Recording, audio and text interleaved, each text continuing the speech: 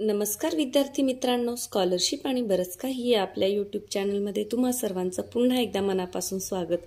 आज आपण इयत्ता दुसरीसाठी चाचणी परीक्षा क्रमांक 1 साठी वेगवेगळ्या प्रकारचे जे प्रश्न प्रकार आहेत त्यावर एक नजर फिरवणार आहोत। याच्या अगोदर आपण इयत्ता पहिलीसाठी मराठी, गणित आणि इंग्रजीचा चाचणीचा सराव कसा व्हावा याचा व्हिडिओ टाकलेला आहे। जर तुमच्या जवळपास कोणी इयत्ता पहिलीला असेल तर त्यांच्याबरोबर तो व्हिडिओ नक्की शेअर करा। याच्या अगोदर आपण तुमचं हे जे बालभारतीचं पुस्तक आहे तर त्याच्यामध्ये जे वेगवेगळ्या प्रकारचे प्रश्न दिलेले आहेत तर ते याच्या अगोदरच्या व्हिडिओमध्ये आपण पाहिलेले आहेत। तर आज थोडेसे वेगळे प्रश्न आपण पाहणार आहोत। जर तुम्ही तो व्हिडिओ पाहिला नसेल तर तोही नक्की पहा, त्याच्यातून या सगळ्या प्रश्नांची तुमची तयारी होणार आहे। तर आपल्या धड्यांवरचे प्रश्न वडेश बहरलापर्यंतचे, त्याच्यानंतर फुलपाखरांवरचे म्हणजे कवितांवरचे प्रश्न हे आपण पाहिलेले आहेत। याच्यावरची प्रश्नोत्तरं सुद्धा घेतलेली आहेत आणि त्या व्हिडिओमध्ये सुद्धा वेगवेगळे प्रश्न प्रकार तुम्हाला पाहायला मिळतील। आजच्या व्हिडिओमध्ये आपण आणखी काही प्रश्नांचा सराव करणार आहोत, जेणेकरून चाचणी परीक्षेला कशाही प्रकारचे प्रश्न आले तरीही तुम्हाला स्वतः त्याची उत्तरे व्यवस्थित लिहिता यावीत।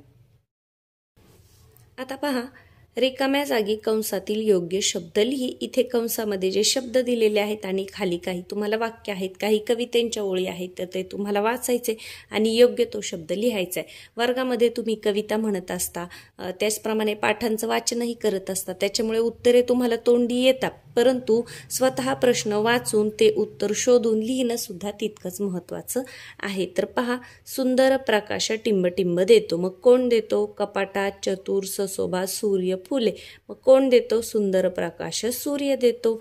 देवा तुझे किती या कवितेमधला हा शब्द आहे, तर सूर्य इथे तुम्ही लिहून काढायचं आहे। आता मी इथे सगळीच उत्तरं लिहिणार नाही, तुम्हाला फक्त वाचून दाखवणार आहे, पण या पद्धतीने तुम्ही सराव करायचा आहे की कसाही प्रश्न आला तरी तो आपल्याला लिहिता यावा।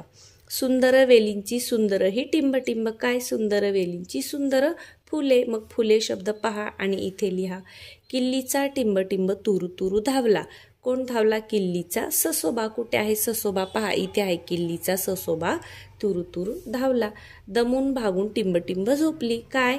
कपाटात झोपली। बाळाची खेळणी दमून भागून कुठे झोपली? कपाटात, मग कपाटात हा शब्द वरती कंसामध्ये शोधायचे आणि तो पाहून तुम्हाला इथे लिहायचा आहे। त्यानंतर हिराबाई टिंबटिंब होती। आता आपल्याला पाठाच्या नावावरूनच कळतं हिराबाई कशी होती?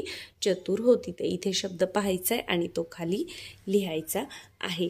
यानंतर अजून एक प्रश्न प्रकार पहा, योग्य उत्तराखाली अशी खूण कर। सूर्य आपल्याला टिंबटिंब देतो। 3 पर्याय तुम्हाला दिलेले आहेत, काय देतो? खाऊ देतो का? पुस्तक देतो का? प्रकाश देतो का? प्रकाश देतो ना, मग योग्य उत्तराखाली तुम्हाला अशी बरोबरची खूण करायची आहे।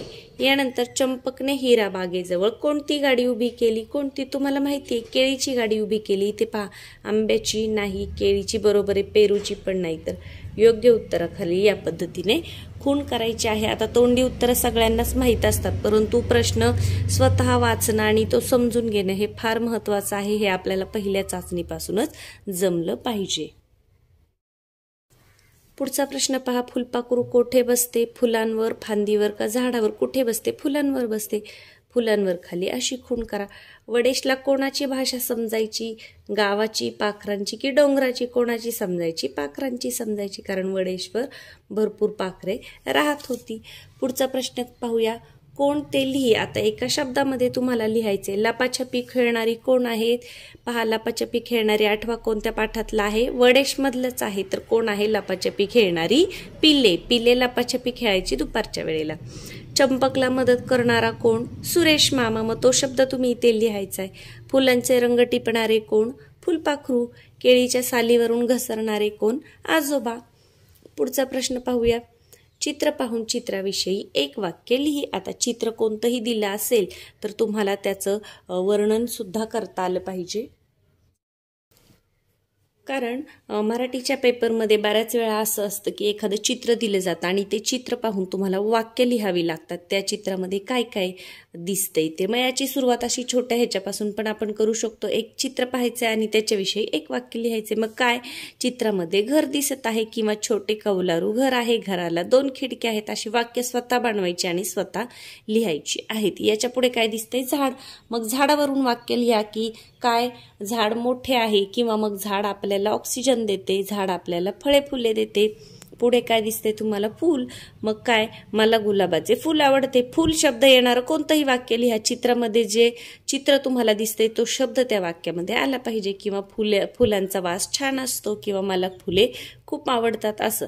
आता हे काय दिसते ढग. मग काय निळ्या आकाशामध्ये पांढरे ढग खूप छान दिसतात किंवा काळे ढग आपल्याला पाऊस देतात. या पद्धतीने चित्र पाहायचे आणि वाक्य लिहायचे. परीक्षेमध्ये बऱ्याच वेळा एखादं पूर्ण चित्र दिलं जातं आणि त्याच्यामध्ये काय काय काय काय चाललंय हे तुम्हाला वाक्य 5 ते 6 लिहावी लागतात. तर याचा सराव आपण याच्या अगोदरच्या व्हिडिओमध्ये घेतलेला आहे म्हणून मी आज ते तसं घेतलं नाही.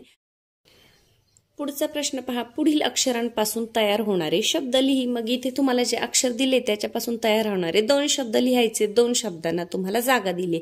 मग ख पासून सुरू होणारा शब्द लिहा. काय लिहू शकता?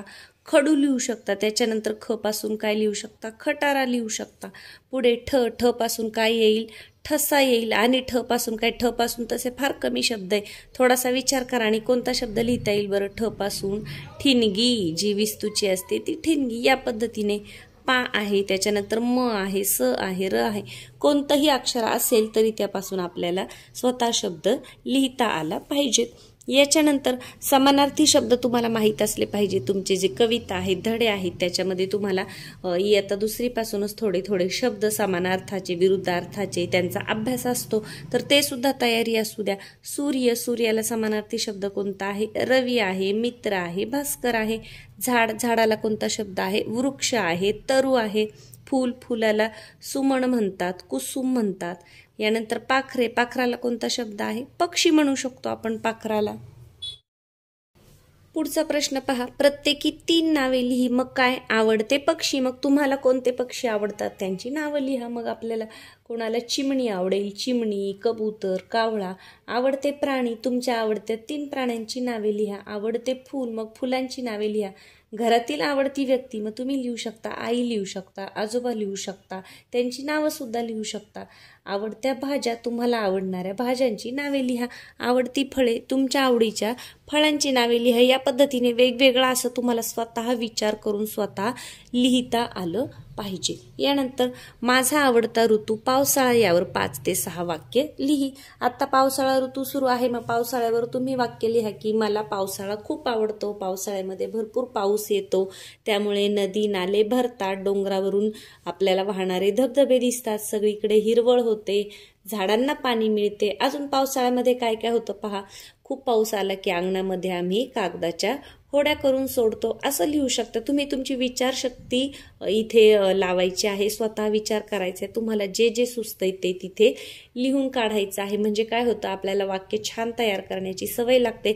आणि जसे जसे आपण मोठे होतो तसे उपयोजनात्मक प्रश्न जास्त असतात. म्हणजे धड्यांवरचे, कवितांवरचे थोडेफार प्रश्न असतात, पण जास्तीत जास्त प्रश्न असे असतात की जिथे तुम्ही स्वतः विचार करायचा आहे आणि तुम्हाला त्याविषयी काय वाटतं हे स्वतः लिहायचं आहे. म्हणून मी इथे पावसाळा घेतला. याच्याऐवजी तुम्ही अजून प्रत्येक ऋतूविषयी लिहू शकता, एखाद्या प्राण्याविषयी लिहू शकता, एखाद्या ठिकाणाविषयी लिहू शकता, घरातील व्यक्तींविषयी लिहू शकता की माझी आजी, मग तुमची आजी कशी आहे, काय करते, तुम्हाला कशी मदत करते किंवा तुम्ही तिला कशी मदत करता.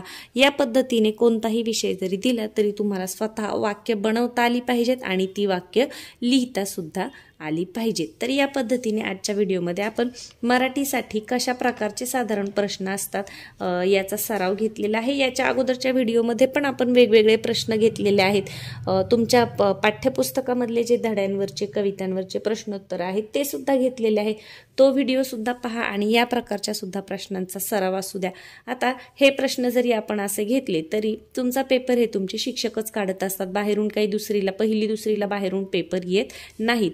पण आपण अशी तयारी करायची की कसाही प्रश्न आला तरीही आपण स्वतः प्रश्न वाचून स्वतः ते उत्तर लिहून अगदी छान प्रकारे पेपर सोडवायचा आहे। इयत्ता पहिली दुसरीपासूनच जेव्हा स्वतःहून वाचून स्वतः सोडवण्याची सवय लागते तेव्हा मग कोणत्याही प्रकारचा प्रश्न आला तरी तुम्हाला तो अगदी सहज लिहिता येतो। चला तर मग पुढच्या व्हिडिओमध्ये आपण गणित या विषयाची उजळणी करूयात।